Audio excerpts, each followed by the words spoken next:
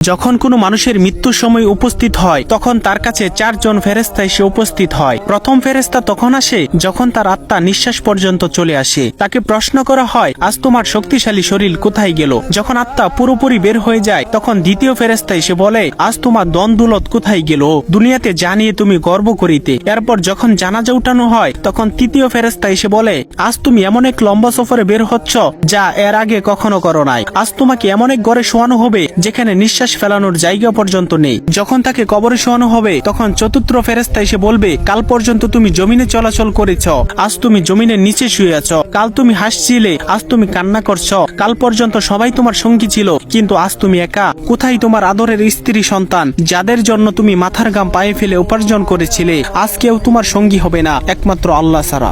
আপনি যদি আল্লাহ তাআলাকে ভালোবেসে থাকেন তাহলে ভিডিওটিতে একটি লাইক এবং চ্যানেলটি সাবস্ক্রাইব করুন এবং আল্লাহ তাআলার নামটি কমেন্টে লিখে যান।